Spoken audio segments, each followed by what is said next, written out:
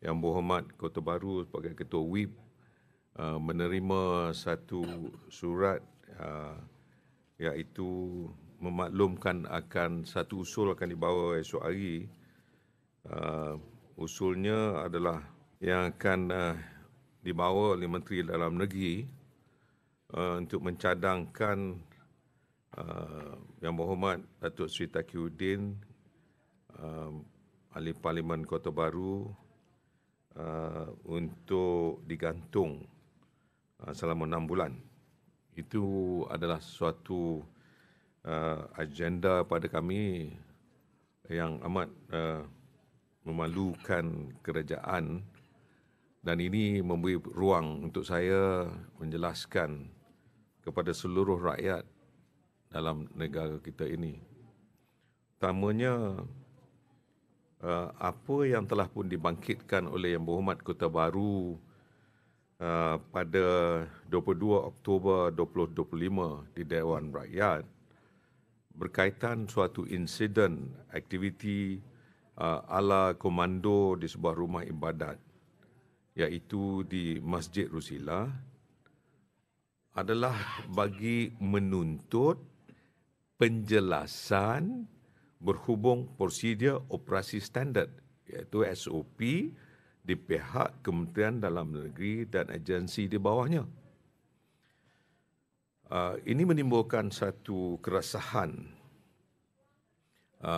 kerana apabila kita melihat kejadian yang berlaku tersebut, kita mempersoalkan tentang SOP, ya, kena faham, iaitu prosedur operasi standard. Kenyataan Ketua Pengarah Maritim selepas itu telah mengesahkan bahawa kejadian tersebut yang dilaporkan berlaku pada 19 September 2025 di Masjid Rusila, Marang, Terengganu, sekitar jam 5 petang hingga 6 petang.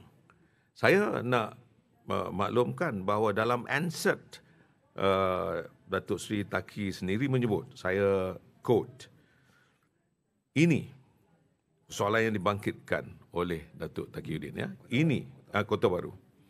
Ini bukan kerana masjid. Kalau ini berlaku dalam gereja atau tempel sekalipun, kami menentang perkara ini berlaku. Apa latihan komando dibuat di tempat ibadat rakyat Malaysia?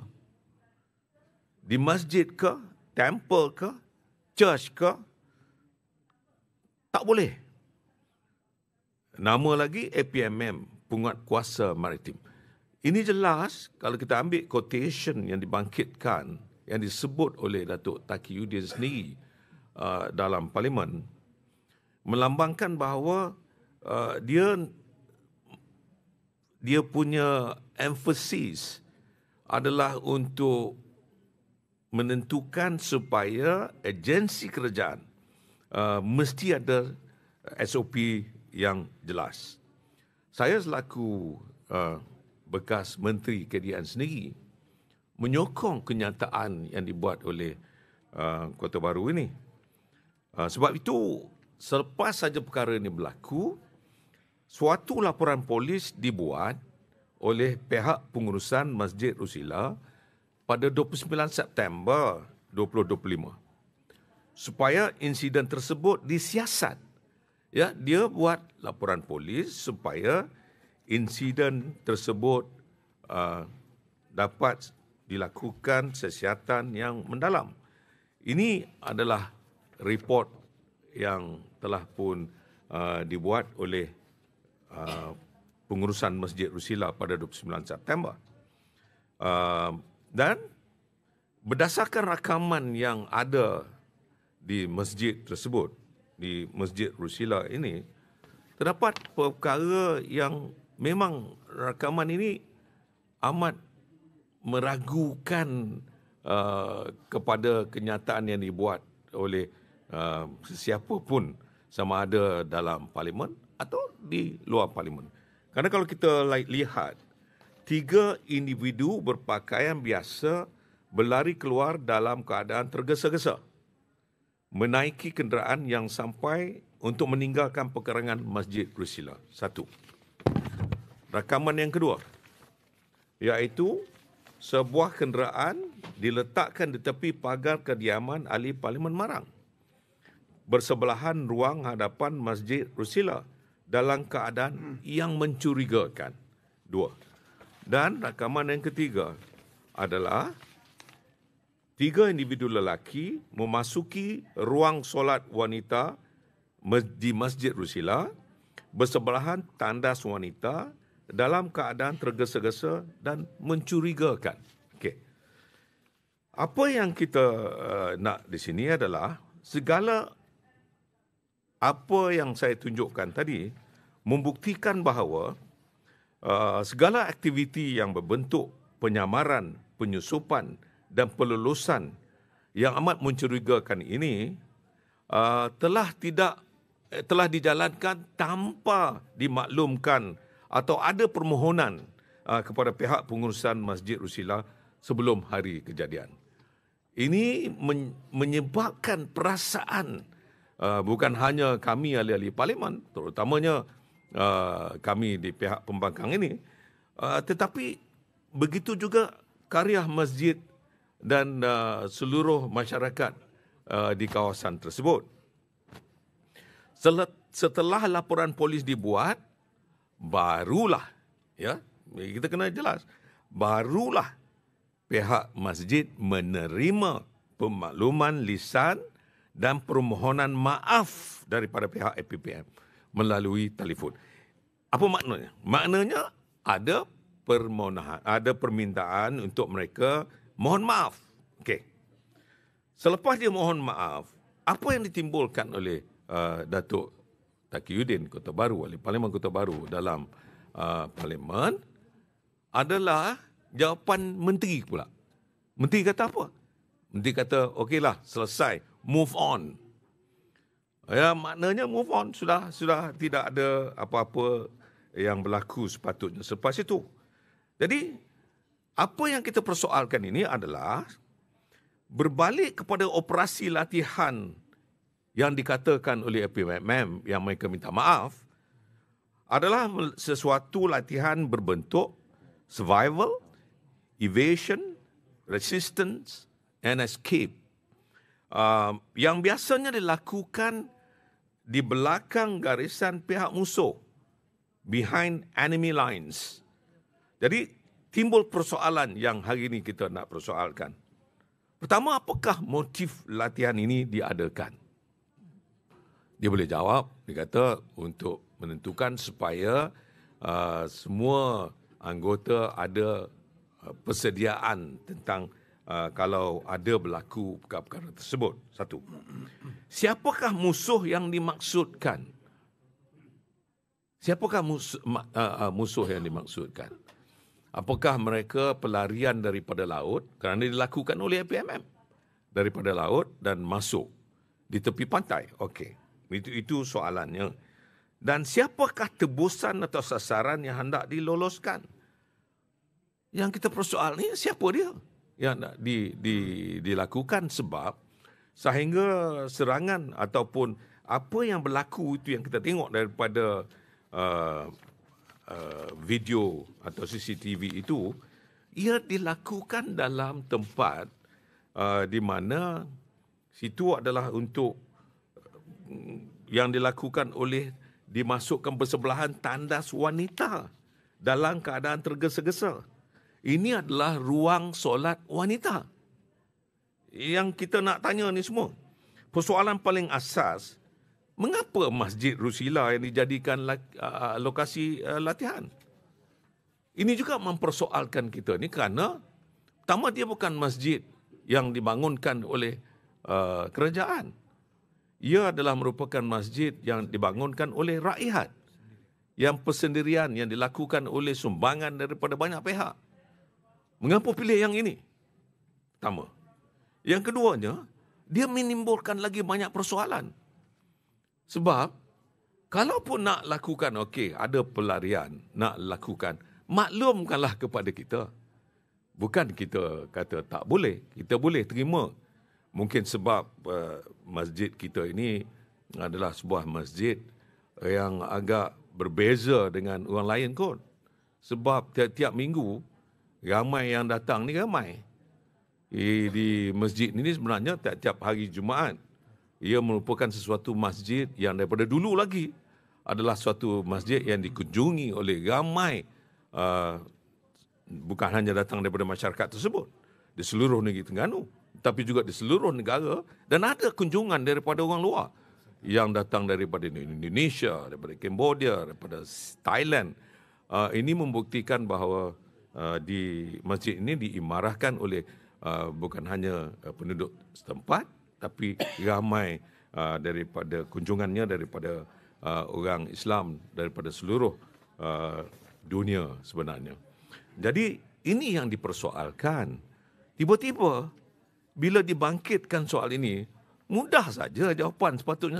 Saya Menteri Dalam Negeri dulu, saya tahu. Bila perkara begini berlaku, mudah saja. APMM sendiri dah minta maaf. Selesailah. Menteri yang nombor 2 pula sebut. Nombor 2, menteri sendiri sebut. Move on. Pada saya dah tak ada apa-apa.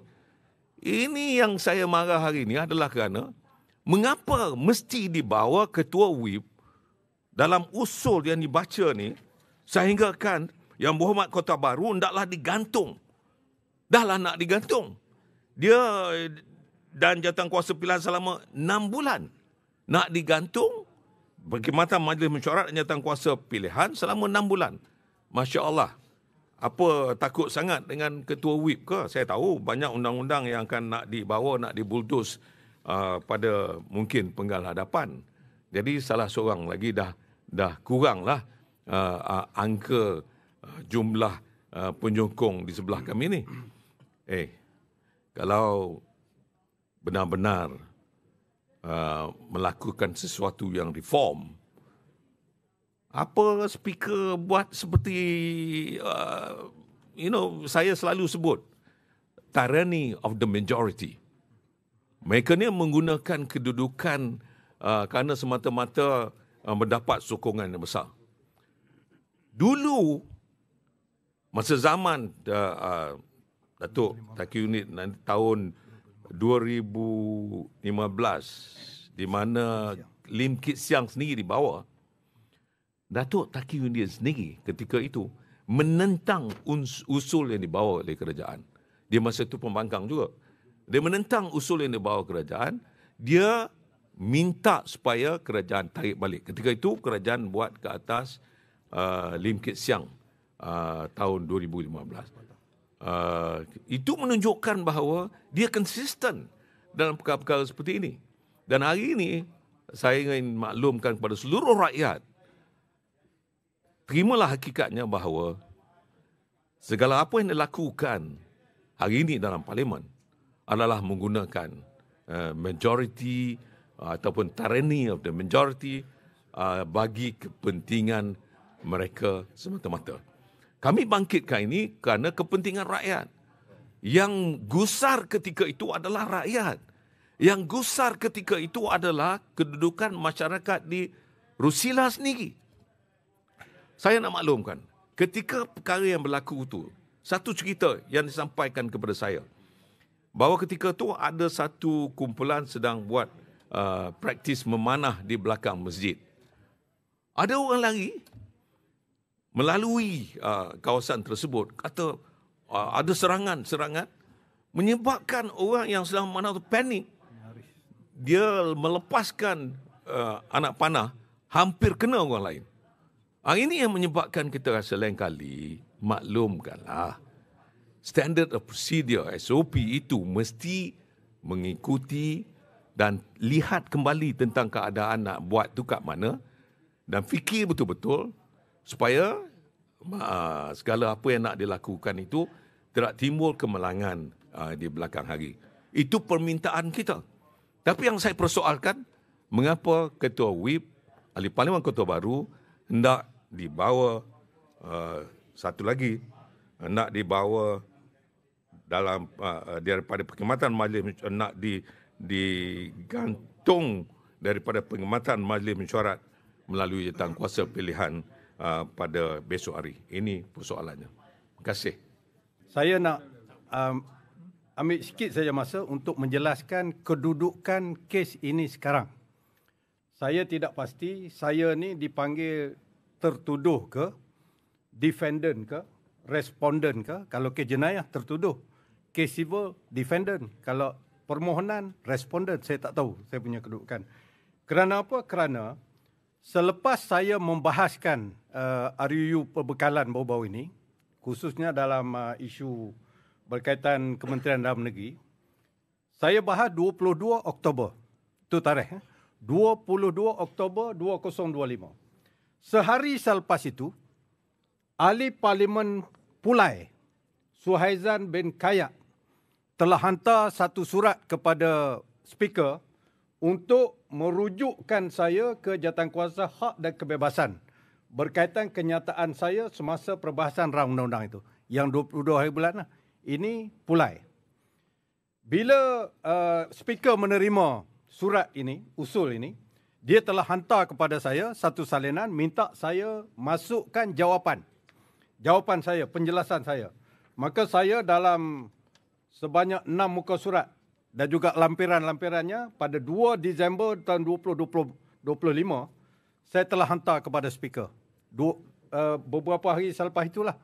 Maknanya ini 23 dalam seminggu lebih. Dalam masa 2 minggu dia suruh saya jawab. Saya jawab dalam tempoh yang ditetapkan. Bila sepatutnya apabila Speaker menerima jawapan saya, dia kena meneliti adakah kes yang dibawa oleh Pulai ini berasas atau tidak. Kalau ada asas, hadapkan saya ke Jawatankuasa Hak Kebebasan yang Speaker sendiri jadi pengurusi. Sebaliknya apa yang berlaku, Yang Berhormat Speaker, saya sahkan telah menghantar satu surat baru kepada Pulai dan juga Menteri Dalam Negeri supaya kedua-dua mereka itu menjawab pula jawapan saya. Itu tindakan Speaker, saya tahu kerana surat itu disalinkan kepada saya. Saya tak bawa hari ini. Okey, itu prosedur di bawah 36.12. Merujukkan seseorang ahli ke Jawatankuasa Hak dan Kebebasan. 36.12. Tetapi tiba-tiba, kes itu belum selesai tau.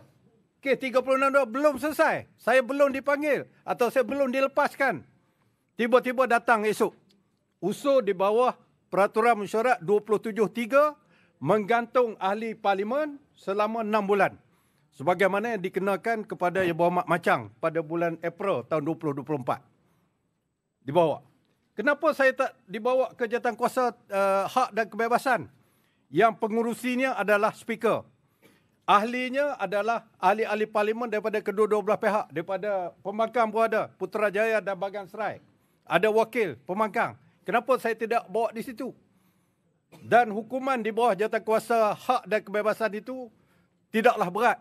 Tapi saya dibawa ke dalam Dewan melalui usul 273 yang mana selepas perbahasan diadakan pengundian. Bagaimana Yang Berhormat Datuk Seri Ketua Pembangkang tadi, kita tahu kerajaan ada majoriti. Jadi niatnya adalah memang nak menggantung saya. Kenapa nafikan hak saya dalam Jawatankuasa Hak dan Kebebasan? Belum ada keputusan mengenai usul Pulai sehingga ke hari ini yang diberitahu kepada saya. Saya tak tahu kalau dia tak beritahu. Jadi dalam undang-undang disebut double jeopardy. Dua tuduhan dalam satu isu terhadap satu orang.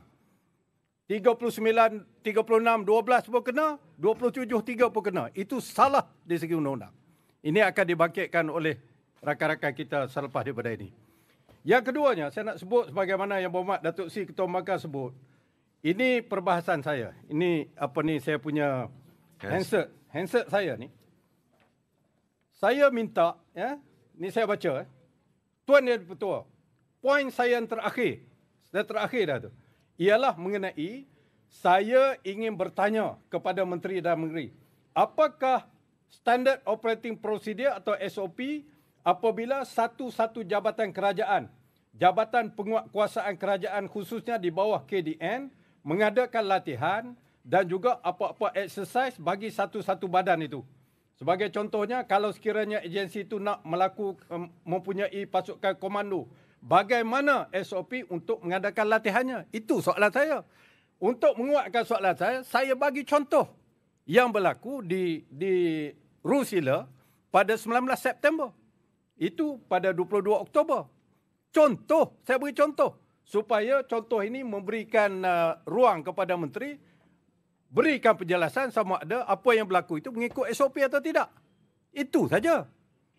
Takkan nak tanya di parlimen pun tak boleh. Adakah parlimen Malaysia sekarang ni tak boleh nak tanya lagi dah? Dahlah kita dinafikan soalan-soalan MQT, PMQT. Soalan perbahasan dalam parlimen pun dikenakan 6 bulan. Ini persoalannya. Adakah ada motif lain? Soalan SOP ni biasalah tuan-tuan. Kita pun pernah bangkitkan. SOP apabila seseorang orang hilang. Bagi contohnya pada bulan 4 tahun 2025 baru ini, seorang yang bernama Datin Pamela Ying dalam perjalanan pergi ke pejabat SPRM, naik e-hailing, tengah jalan disekat oleh beberapa kenderaan, beberapa orang, seolah-olah mencolek dia. Sampai sekarang ni tak ni. Apa SOP polis ataupun SPRM? Takkanlah depan pejabat SPRM tak ada CCTV. Putrajaya, bukan Baling, bukan Sek, bukan Jeli. Ini Putrajaya tuan-tuan. Rakyat Malaysia sekalian. Tak boleh nak selesai sampai sekarang ni. Tak kira Pamela Ling ke, siapa ke, kita nak keadilan diberikan kepada orang-orang ini.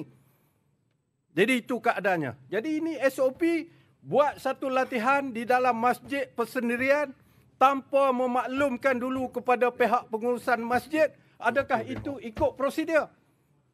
Tentu menimbulkan kegusaran, keresahan rakyat dan sebagainya. Oleh sebab itulah saya mengupamakan, bukan saya mengatakan, saya mengupamakan apakah kita nak biarkan keadaan seperti Memali berlaku. Bayangkanlah orang dalam kawasan Rusila, kawasan kampung, cukup sayang dengan institusi masjid. Apatah lagi Tok Guru dia ada di situ. Apa yang berlaku di situ kalau diketahui akan berlaku rusuhan di situ. Ini akibat SOP tidak dipatuhi. Kita nak tahu adakah dipatuhi. Memang jelas pihak pengurusan mengesahkan tidak ada pemakluman sebelum itu. Kalau pun tak nak hebahkan, menteri kata takkan kita nak hebah RTM, TV3. Ya, tak perlu hebah. Bagi tahu pengurusan masjid. Tak nak bagi tahu seluruh negara pun, bagi tahu pengurusan masjid. Dia tahu. Dia tidak boleh kawal keadaan dan sebagainya. Apa kata kalau anggota yang mengadakan latihan itu diperlakukan macam-macam mana? Orang kampung. Dia kata orang nak merosakkan masjid dan sebagainya. Itu gambaran yang ada kepada rakyat. Kita ahli parlimen ini mengeluarkan keadaan ini untuk mendapat penjelasan kerajaan. Kita tak menghina. Kita tidak memperkecilkan peranan jawatan kerajaan. Ini naratif yang nak dibawa oleh kerajaan. Seolah-olah kita menghina, menjejaskan imej. Tak ada. Kita mencabar dasar polisi, SOP. Bukan kita nak mencabar anggota penguatkuasa APMM. Tak ada. Dan sebagaimana Datuk Seri Ketua Mahkamah sebut tadi, perkara ni dah selesai. 30 hari bulan. 30 hari bulan masa menggulung. Ada dalam handset. Menteri kata, okey, settle, we move on. Tak ada lagi perkara ni, dah selesai. Tiba-tiba datang ni, apa muslihat di sebaliknya? Apa rahsia anda? Untuk menyekat saya 6 bulan daripada menghadiri parlimen. Okay. Itu keadaannya. Terima kasih. Lanjutan daripada Standard Operating Procedure dan juga surat tindakan yang usul yang akan dikenakan terhadap Yang Berhormat Kota Baru ini. Inilah yang kita selalu bangkitkan dalam parlimen kepada Tan Sri Speaker supaya Standard Operating Procedure dan juga peraturan-peraturan Dewan ini kita patuhi, dan kami insya-Allah kami patuhi selama ini.